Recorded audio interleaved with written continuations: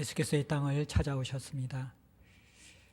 그리고 그분께서 하나님께서 부탁하신 사역을 완성하기 위해 예루살렘으로 입성하실 때 마지막 공생의 사역의 절정인 십자가에 죽으시고 부활하시기 위해 예루살렘에 입성하실 때 우리가 마가복음에서 살핀 중요한 사건을 기억하실 것입니다.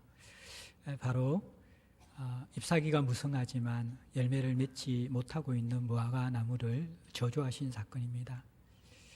예수께서 이 땅에 오신 가장 중요한 목적, 그리고 예수께서 죽으시고 부활하신 중요한 목적이 양으로 생명을 얻게 하고 더 풍성케 하려는 것이었습니다. 그런데 유대 종교로 대변되어지는 종교적인 형식과 또 종교적인 모습은 가득한, 잎사귀는 풍성하고 무성하지만 그러나 실체의 열매가 없는 그 신앙을 경고하시면서 예수의 십자가의 죽으심과 부활의 복음을 받아들여서 진정한 열매를 맺기 원하시는 그러한 경고와 교훈이 담긴 사건이었습니다. 사랑하는 성도 여러분들, 우리는 예수 그리스도의 생명을 받은 자들입니다. 그 생명을 주시기 위해 오신 예수를 우리는 기념하고 있는 성탄절을 보내고 있습니다. 우리에게 얼마나 풍성한 열매를, 우리의 삶에 얼마나 풍성한 열매가 맺혀가고 있습니까? 우리는 잎사귀 무성신앙에만 머물러 있으면서 실제 열매가 풍성한 신앙으로 자라가고 있지 않는 것은 아닙니까? 우리는 어떻게 풍성한 열매를 맺을 수 있을까요? 생명을 얻고 더 풍성케 하고 나만 누리는 것이 아니라 다른 사람도 살릴 수 있는, 예수께서 이 땅에 찾아오신 이유와 또 예수께서 죽으시고 부활하신 그 참된 이유와 목적을 우리가 온전히 이해하고 또 그 실제의 삶들을 살아낼 수 있을까요? 오늘 본문은 사도 바울이 1차 선교 여행을 마무리하는 내용이 담겨져 있는 본문입니다.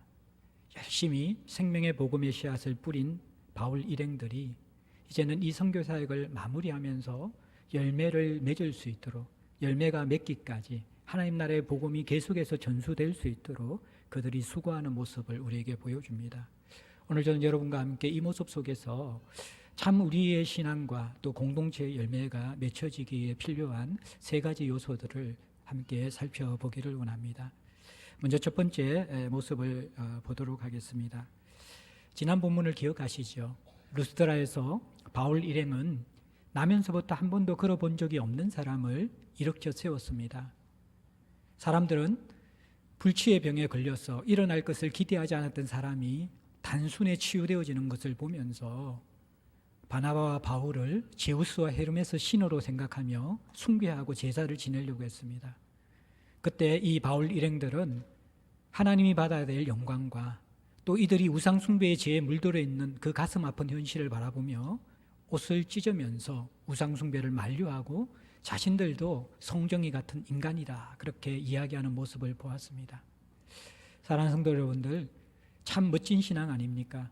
사람들은 다 자기가 높아지고 한호와 칭송을 받기 원하는 자리에 있고 싶어 하는데 이들은 박해와 고난보다 더 힘들고 위험한 유혹인 자기 우상화, 사람들의 박수갈채와 칭찬에 의해서 움직이는 그 신앙을 단호하게 배격하고 자기 우상화를 깨트리면서 겸손한 자리에 내려갔습니다.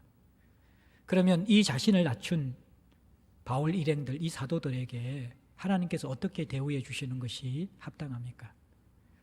오늘 본문은 우리의 상식과 다른 결과가 나옵니다. 이들이 돌에 맞습니다.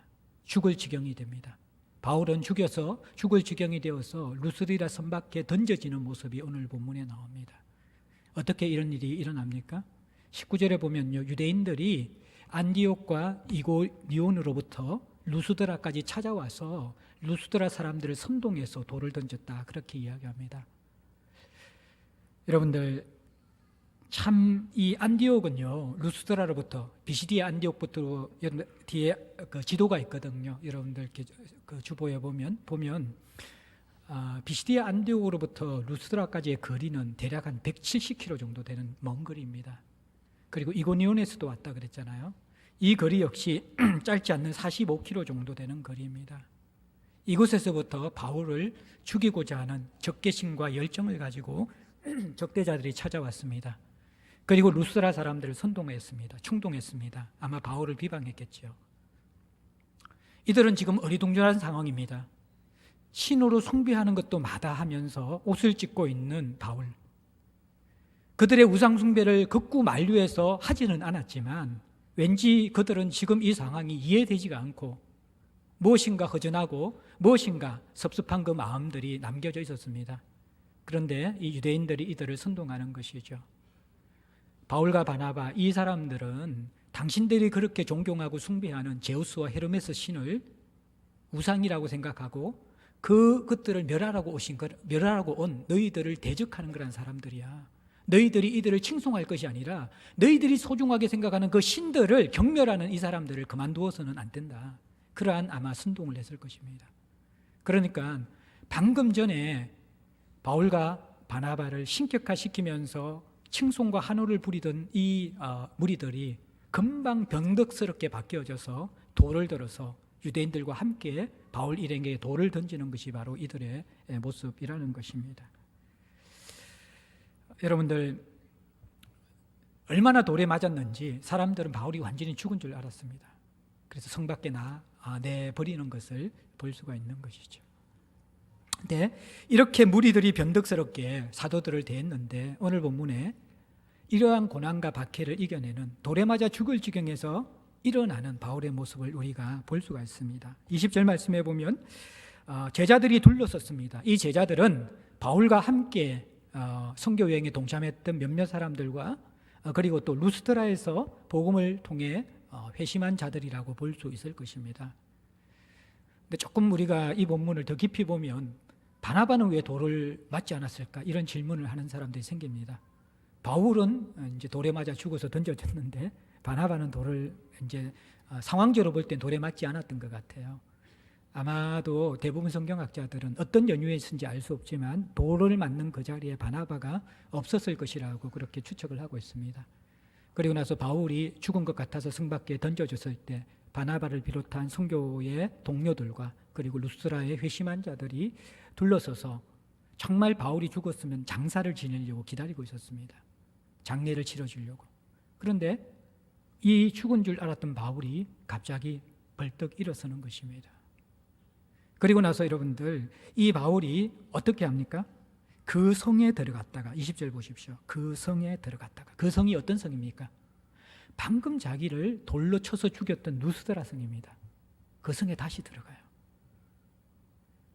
아마 해야 될 일이 있었던지 아니면 밤이 늦었기 때문에 유숙하기 위해서, 잠을 청하기 위해서 들어갔을 것입니다. 근데 여러분들, 이것이 근데 정상적인 사람에게 가능한 일입니까? 불가능한 일이죠.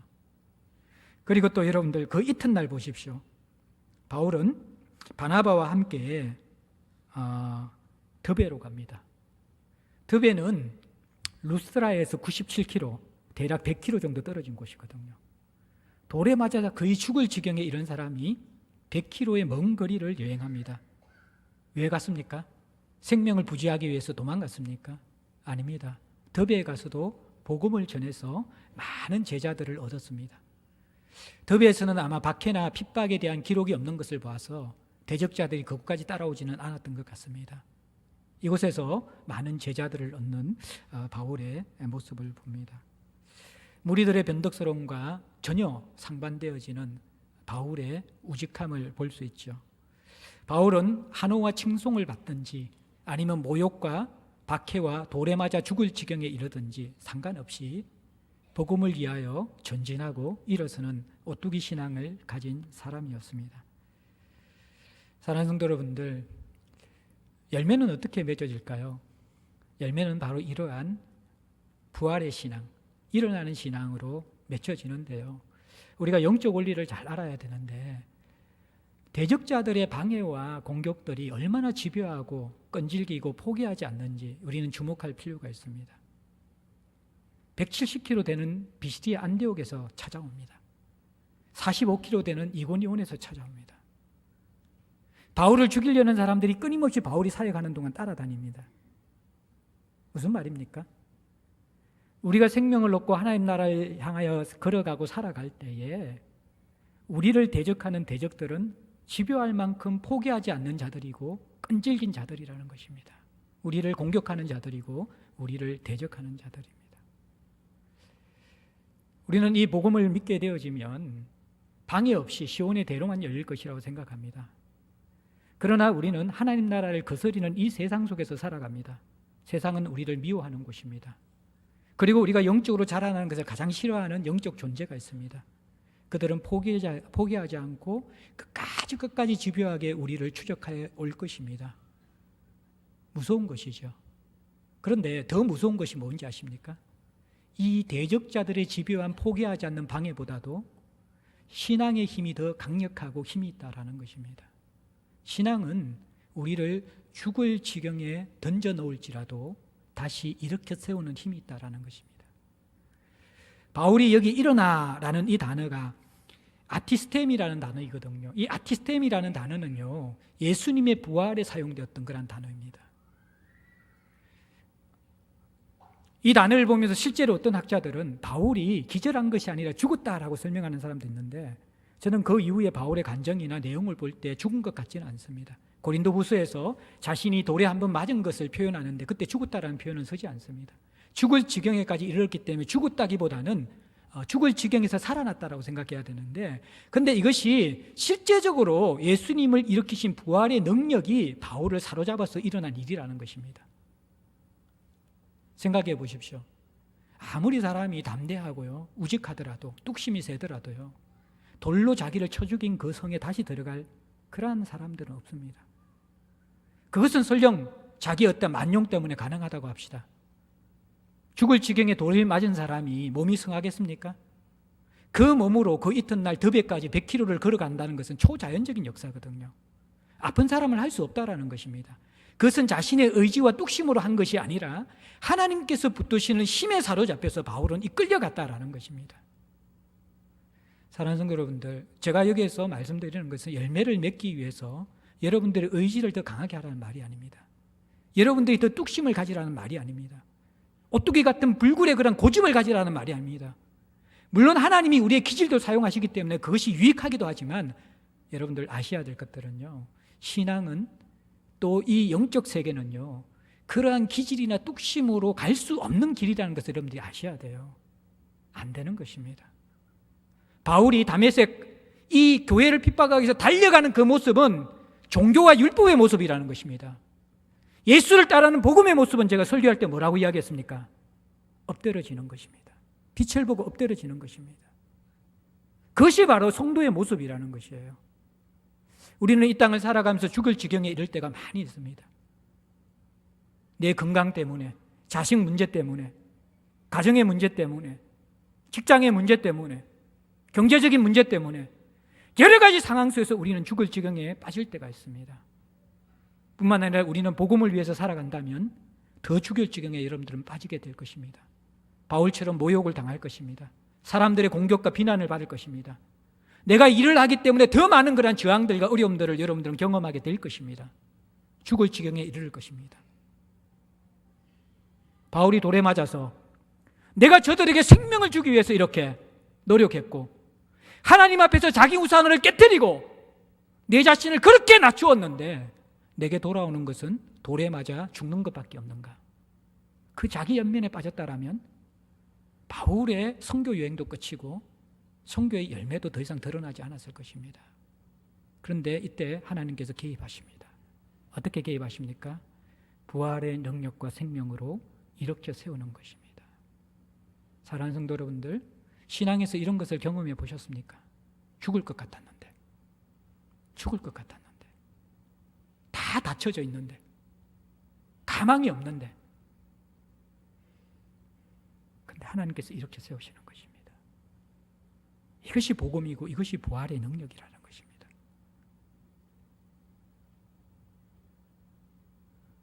우리는 신앙생활하면서 내가 죽을 지경에 이르는 경험 속에서 하나님이 살리시는 경험을 해보셔야만 합니다.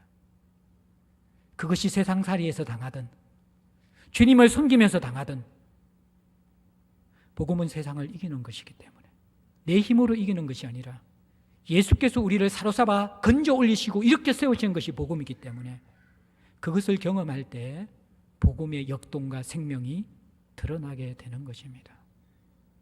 하나님은 이렇게 세우시는 분이십니다. 죽을 지경에서 우리를 살리시는 분이십니다. 이것을 경험하셔야 됩니다. 이것이 교회에 있어야 됩니다. 복음을 위해서 수고하는 사람들 이것 경험해야만 합니다. 저 역시 하나님의 일을 감당하는 것 제 힘으로, 제 기질로, 제 능력으로 불가능합니다. 조변석계하고 뚝심이 없고 끝까지 잘 하지 못하는 제가 신앙생활을 할 수 있고 목양의 길을 갈 수 있는 유일한 이유가 있다 그러면 그것은 이렇게 세우시는 하나님 때문입니다. 사방으로 우겨삼을 당하고 날마다 만물의 찢기같이 무너지는 것이 제 자신의 모습입니다. 복음을 위한 삶이 녹록지 않기 때문입니다.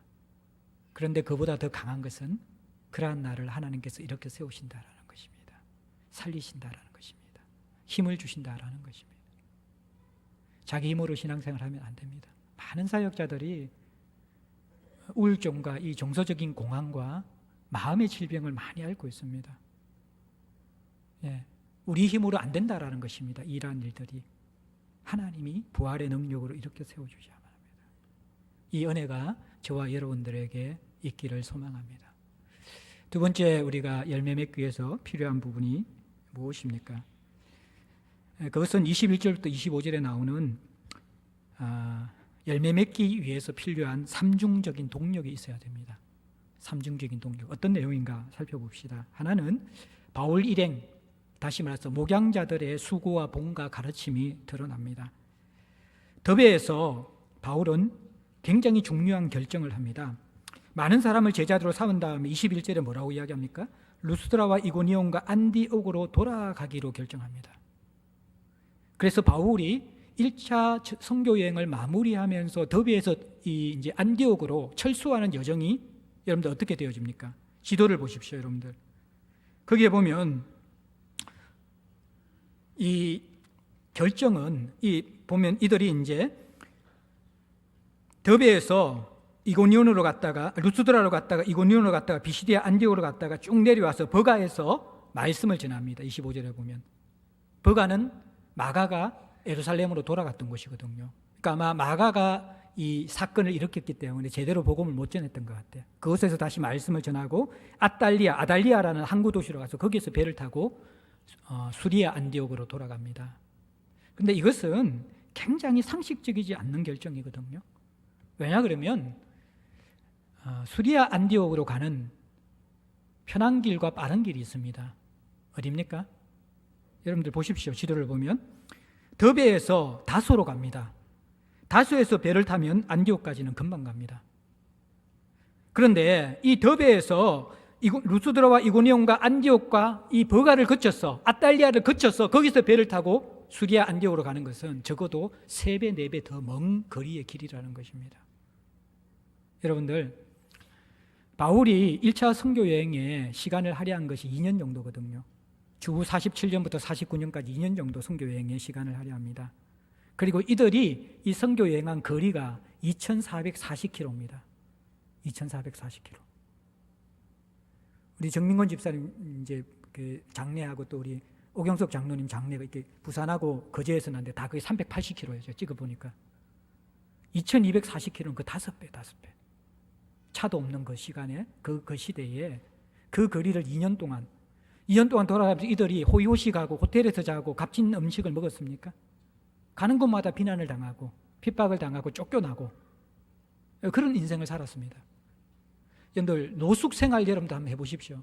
아무리 여행이 좋아도요. 제가 이제 이번에 안식년 때 50대 삽질을 하고 왔는데 마지막 할 수 있는 게 산 모양의 그림으로 북미를 한 바퀴 제가 거의 한 9,000km를 돌았어요. 한 16일 만에. 차를 가지고 이제 친구들. 다시는 못 하겠더라고요. 죽을 지경이에요. 여러분들께 노숙한다라는 게 바깥에 돈다라는 게 쉬운 일이 아닙니다. 2년 동안 이것은 굉장히 어려운 일이거든요. 그럼 한시라도 빨리, 지금 또 바울의 상태가 어떤 상태입니까? 돌에 맞아가지고 죽을 상태 아닙니까? 빨리 뭔가 쉬고 싶고 위로받고 싶고 채우고 싶을 텐데 상식적이지 않는 돌아가는 서너 배 먼 거리로 돌아갑니다. 또 여러분들 보십시오. 다소를 지나서 안디옥으로 가는 길은요. 다소가 어디입니까? 여러분 아십니까? 다소가 어딘지? 바울의 고향입니다. 바울의 고향. 예. 2년에 여러분들 객지생활과 고난을 받다가 고향을 생각하면 눈물이 핑 돌 거예요. 그렇지 않습니까? 거기 가면 가족이 있습니다. 동료들이 있습니다. 자기들을 격려해주고 위로해줄 사람들이 가득한 곳이 바로 다소입니다. 그곳에 가서 위로받고, 그곳에 가서 충분히 쉬고 맛있는 거 먹고 충전되어서 금방, 배만 타면 금방 가는 수리 안되고, 그 길이 얼마나 편하고 얼마나 안전하고 얼마나 격려받을 수 있는 길이고 상식적인 길이냐는 것이에요. 근데 이들이 돌아가는 길이 어디 길입니까? 더비에서 어디로 가야 됩니까? 루스드라, 돌에 맞아 죽을 뻔한 곳입니다. 이고니온, 자신을 돌로 치려고 할 때 알고 도망친 곳입니다. 비시디아 안디옥, 유대인들을 선동해가지고 기부인들을 선동해서 자기들을 박해하려고 했던 곳입니다. 대적들이 기다리고 있는 곳입니다. 다시 그곳을 찾아갈 때 그들을 기다리는 것은 한호와 격려가 아니라 모욕과 돌팔매가 기다리고 있는 것입니다. 비상식적인 선택을 하는 것이죠. 왜 그렇습니까? 왜 그 결정을 합니까? 그들은 참된 목자이고 참된 아비였기 때문에 그렇습니다. 거기에는 어린 신자들이 있었습니다. 더 돌봐줘야 될 어린 신자들이 있었습니다. 한 번 더 격려해줘야 될, 붙잡아야 될 어린 신자들이 있었습니다. 분명히 바울의 마음 속에서 그 육신의 상태와 지금의 상황 속에서는 빨리 다소로 가서 쉬고 안디옥으로 가고 싶은 인간적인 마음이 있었을 것입니다. 그러나 그의 내리 속에 루스드라와 이고니안과 비시디아 안디옥에 있는 그 어린 신자들을 참아두고 갈 수가 없었던 것이죠. 다시 그들을 격려하기를 원합니다. 다시 그들을 돌아보기를 원합니다. 그래서 대적이 돌을 던지려고 기다리고 있는 그 죽음의 길을 스스로 결정하며 묵묵히 돌아가는 것입니다. 또 하나의, 이들이 돌아가면서 어린 신자들 돕기 위해서 어떤 권면을 합니까? 22절에 보면 제자들의 마음을 굳게 하여 이 믿음에 머물러 있으라 권하고, 또 우리가 하나님 나라에 들어가려면 많은 환난을 겪어야 할 것이다. 마음을 굳게 해서 이 믿음을 붙잡고 있어라. 안팎으로 이들은 지금 공격을 받을 것입니다. 유대교를 믿고 있는 사람들은 바울이 떠났지만 이들을 공격할 것이 뻔하고, 또 하나의 공격은 그들의 안에 있는 이전의 삶의 방식들, 예수를 믿었지만 얼마 되지 않았고 여전히 그 주변에 세상 방식과 이전의 가치를 따르고 있는 사람들이 있고 자기 안에도 그것을 그리워하는 내 본성들이 있는 것입니다. 이 안팎의 싸움으로부터 그들을 지켜내기 위해서 마음을 굳게 해서 믿음에 머물러 있으라고 바울은 권면합니다.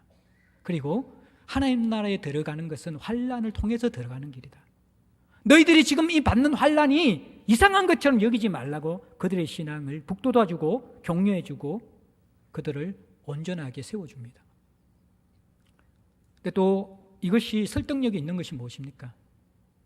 그들이 지금 살아내고 있는, 본으로 살아내고 있는 가르침입니다. 그들은 마음을 굳게 하여 흔들리지 않고 이전의 삶으로 돌아가지 않고 돌을 맞으면서도 전진하는 신앙을 보여주고 있습니다. 하나님 나라를 증거하기 위해서 그들은 지금 생명을 내걸고 환난을 뚫고 그들을 찾아오고 있는 것 아닙니까? 이 아비의 마음과 그 삶에 녹아낸 가르침이 어린 신자들의 열매 맺는 양분이 되는 것입니다. 참, 목회자인 저도 이 부분에 대한 부끄러움과 책임감을 통감합니다. 이러한 선생이 되는 사람들은 참 많이 있잖아요. 가르치는 것은 얼마나 좋고 쉽습니까? 그런데 아비가 되는 것은 정말 어려운 것이죠. 아비가 되는 것은 힘든 것입니다. 오늘날 이 한국 교회의 문제가 자기 필요를 채우려는 사람들은 많이 있지만 필요를 채워주는 사람들은 없잖아요. 이 바울처럼 자기 필요를 채우기 위해서 다소로 가는 사람이 아니라 어린 자의 필요를 채우기 위해서 루스드라와 이고니온과 비시디아 안디옥으로 가는 사람들이 점점 사라진다라는 것입니다. 그러면서 교회 안에서 더 높은 양육, 더 높은 수준의 케어와 더 어떠한 풍성한 그러한 신앙생활에 도움이 되어지는 공급들을 요구하고 있는 아이러니가 일어나고 있는 것이죠. 먼저는 이 사역자들부터 아비가 되고 목자가 되어져야만 합니다.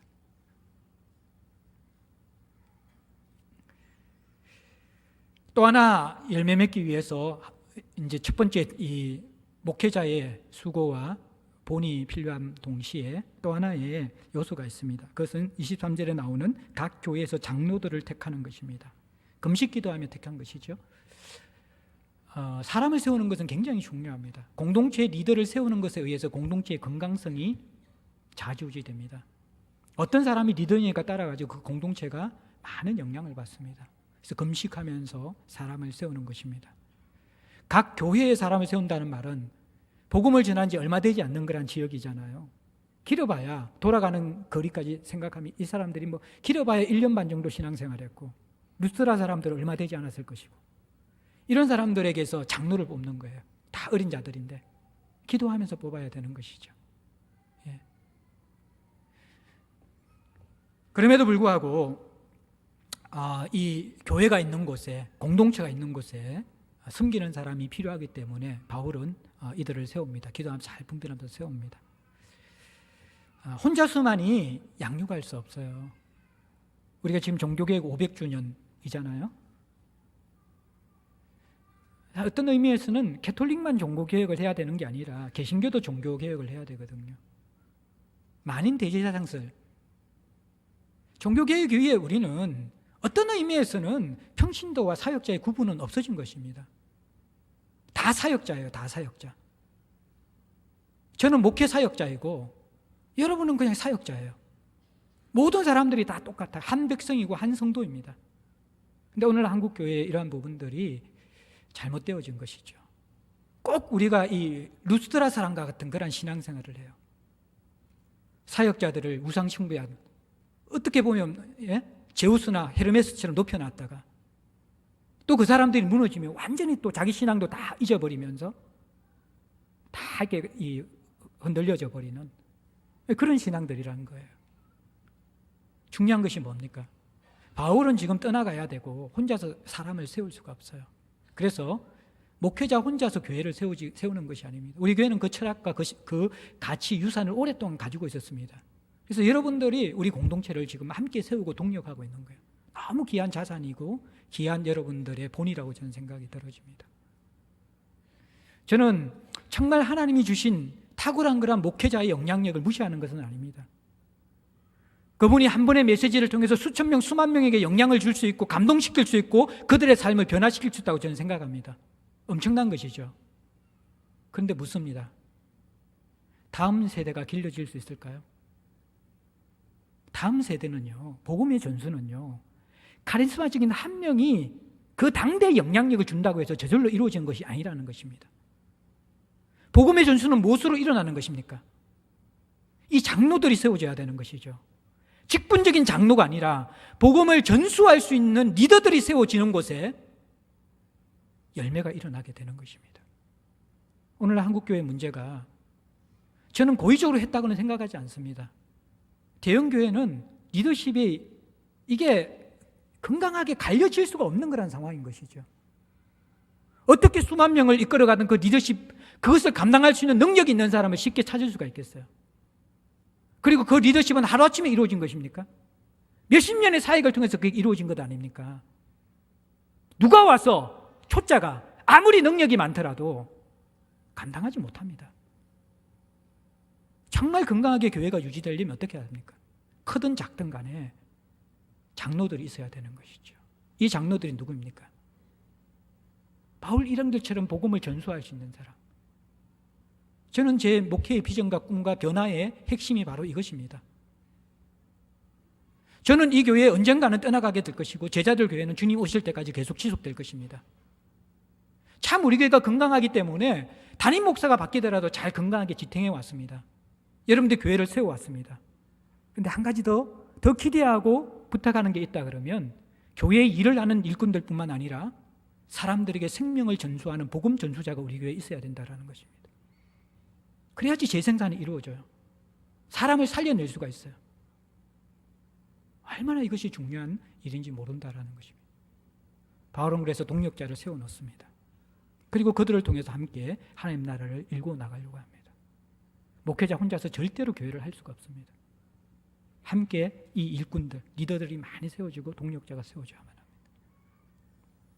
그리고 또 하나의 모습은 무엇입니까? 굉장히 중요한 단어가 23절에 나오는데 그들이 믿는 주께 그들을 위탁했다.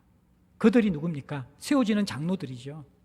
그 장로들이 믿고 있는 하나님께 장로들을 위탁했고 또 제자들을, 이 교회의 목양을 하나님께 위탁했다라는 것입니다. 여기서 삼중동력이 나오죠. 어떻게 보면 목회자와 같은 사도들의 봉과 아비의 수고와 가르침들, 그리고 함께 동일하게 그 복음을 전수하고 받아서 성도들을 잉태해낼 수 있는 아비가 되는 장로와 같은 리더들, 우리 교회 여러분들 교사들, 리더들, 부서장들 다 이런 사람들입니다. 다 여러분들이 장로라는 거예요. 그런 의미였어요. 그런데 기억할 것이 있습니다. 바울은 떠났고요. 예? 그리고 이 장로들은 초짜잖아요. 사실은 상황적으로 볼 때는 부정적이고 불안한 상황입니다. 유대인들의 그 강력한 공격들과 그 이방 문화의 우상숭배의 문화와 그 유혹이 가득한 그런 세속화의 그런 물결 속에서 어떻게 이 성도들을 지켜낼 수 있을까요? 자기들도 어린데. 기억해야 될 것이 있습니다. 교회는요, 인간의 어떠함보다도 하나님의 어떠함에 의해서 생명이 유지되고 자라간다는 것입니다. 바울이 그걸 알은 것이죠. 그래서 이 목양을 우리가 믿는 주께 의탁하는 것입니다. 이게 필요합니다. 여러분들이 회심이라는 것이, 사람이 자라난다는 것이 늘 말씀드리지만 제자 훈련으로만 되는 게 아닙니다. 프로그램으로만 되는 것이 아닙니다. 그것으로 된다 그러면 사람들 다 바뀌죠. 안 된다는 거예요. 그걸로 사람은 하나님이 바꾸십니다. 그 믿음이 있어야 돼요. 하나님이 이 장로들이 6개월짜리 장로든 2년짜리 장로든 상관없이 하나님이 역사하실 때 사람은 바뀌는 것입니다. 이 균형이 필요합니다. 우리는 우리의 자리에서 최선을 다해야 합니다. 사역자들은 정말 이 바울처럼 다소로 가지 말고 루스드라로 가야 합니다. 칭찬받는 자리가 아니라 돌 맞는 자리를 찾아가야 됩니다. 편한 사람만 만나는 것이 아니라 불편한 사람들을 만나는 것이 우리에게 훈련되어져야만 합니다. 그리고 어린 신자들을 도와야 됩니다. 삶으로 본을 보이는 것을 위해서 끊임없이 자라가야만 합니다. 그리고 성도들은 대리만족하면 안 됩니다. 목회자들만 청빈하게 살고, 목회자들만 헌신하고, 목회자들만 본을 보이고, 목회자들만 자기의 삶을 던지라고 그 사람들에게 교회를 맡겨놓으면 안 된다는 것입니다. 참 감사한 것이 여러분들이 동력자가 되어준 것입니다. 여러분들이 필요를 바라보면서 장로가 되어줘야 합니다. 특별히 우리 교회에서는 다음 세대를 생각할 때 복음을 전수할 수 있는 사람들이 필요합니다. 내가 살아내고 내가 살고 있고 다른 사람을 살릴 수 있는 복음, 그 복음을 전수할 수 있는 사람. 저는 제 남은 목회의 생명을 여기에 걸고 싶어요. 그런 사람들을 하나님께서 세워주시는 교회로 세우고 나가십니다. 그렇게 수고하고 결국 그 열매는 누가 맺는 거예요? 우리가 변화의 방향과 프로그램을 잡는다고 사람이 저절로 자라납니까? 변화가 됩니까? 그 노력과 열심은 분명히 우리에게 필요한 것이지만 궁극적으로 참된 양육자는 하나님이십니다. 죽은 우리를 회심시키는 것이 어떻게 인간의 노력으로 가능합니까? 성령의 역사가 아니면 불가능한 것입니다. 사람이 자라나는 것이 어떻게 우리의 힘으로 가능합니까? 하나님의 역사가 아니면 불가능한 것입니다. 이 삼중 동력들, 목회자와 장로들과 그리고 또 이 성령께서, 하나님께서 함께 하시는 삼중 동력들이 일어날 때 열매가 맺혀지는 것입니다. 그렇게 바울은 이 1차 선교 여행을 마무리하면서 안디옥으로 돌아가는 것이죠. 안디옥으로 돌아가고 나서 이제 어떤 일을 합니까? 자, 26절에 보면 안디옥이 이르렀는데 두 사도가 이룬 그 일을 위하여 전에 하나님의 은혜에 부탁하던 곳이 안디옥 교회다. 참 재밌는 중요한 설명인데 뭐냐 그러면 이 안디옥 교회가 두 사도를 파송하면서 그 일, 선교의 일을 위해서 이 선교의 열매, 선교의 사역을 누구에게 의탁했다고요? 하나님의 은혜에 부탁했다. 그렇게 이야기합니다. 이게 여러분들 파송하는 선교교회가 가져야 될 정체성입니다. 우리가 후원해 주어서, 우리가 어떠한 지원해 주어서 선교의 열매가 맺혀지는 게 아닙니다. 그리고 또 한편 더 나가서 바울 일행이 참 수고하고 열심히 돌에 맞을 때까지 복음을 전했지만 그것도 중요한 요소이지만 그것이 실제적인 열매의 중요 본질이 아니라는 것입니다. 하나님의 은혜가 열매를 맺게 한다는 거예요. 참 이 안디옥 교회가 그걸 알았던 것이죠. 그래서 하나님의 은혜에 의탁하면서 자신들도 아니고 바울도 아니고, 물론 우리는 최선을 다해서 수고해야 되지만 더 신뢰하는 분은 하나님이고 그분의 은혜가 이 선교의 열매를 맺게 한다고 파송했던 교회입니다. 그 교회에 돌아와서 28절에 보면 제자들과 함께 오래 있었다. 아까 말씀드린 것처럼 1차 선교 여행은 주후 47년부터 49년까지 약 2년 정도 됐는데 아마 49년 초반 정도에 초기에 돌아왔던 것 같아요. 그리고 2차 선교 여행이 49년 말기에 떠나거든요. 그러니까 한 10개월 정도 전후, 한 1년 되지 않는 그 정도의 기간을 이 안디옥 교회에서 머물면서 거기에서 복음을 나누고 교제했다라는 것입니다. 그리고 다음 2차 선교 여행을 준비하는 과정들을 가지게 됩니다. 그래서 거기에서 이 사람들이 뭘 하냐 그러면요. 26절 한번 보십시오. 죄송합니다. 27절에 보면 교회를 모았습니다. 선교 보고한 거죠. 선교 보고. 하나님이 함께 하신 모든 일과 이방인들에게 믿음의 문을 여신 것을 보고했다. 그렇게 이야기하고 있습니다. 이들이 돌아와서 이야기한 것이 얼마나 할 이야기가 많았겠어요. 2년 동안 사역했는데. 근데 그 핵심이 무엇입니까? 하나님이 함께 하신 모든 일.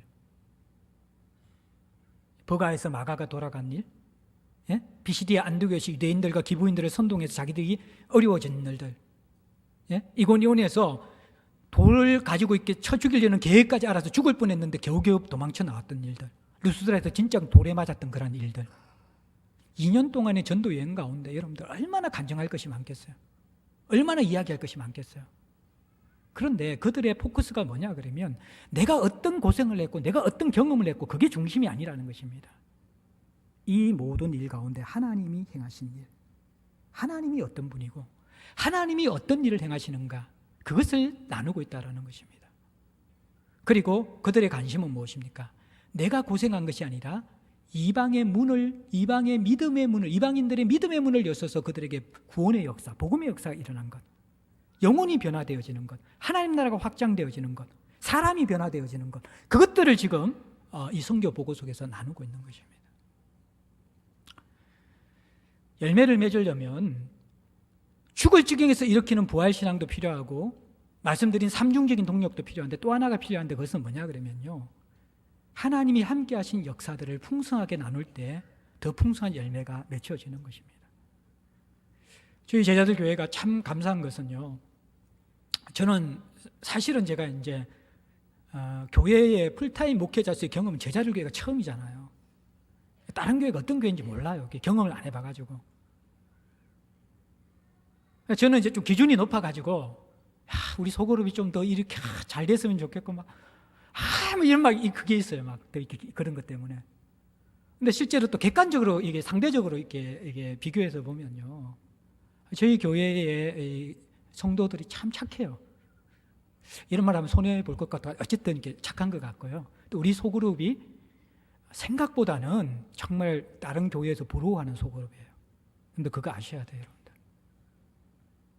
대형 교회에서 신앙생활 했던 분들 제가 좀 만나 뵙고, 또 우리 부산에 내려 계신 우리 교회 중직자 하셨던 그 부부가 올라와가지고, 수영로 교회, 말씀 좀 지워주십시오. 말씀은 좋대요. 말씀은 좋은데 사랑방이라고 소그룹 모임 한번 참석했는데 우리 같은 이야기가 안 나눠진다는 거예요. 진한 이야기들. 이게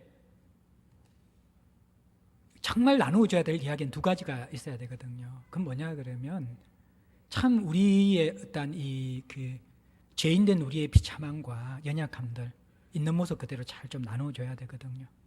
우리 공동체가 참 좋은 게 부부싸움 이야기나 자식 이야기나 하여튼 거의 이렇게 이 옷을 찢으면서 자기의 민낯을 들추어내는 것들, 이런 것들이 어느 정도 우리가 하려고 노력하는 것 같아요.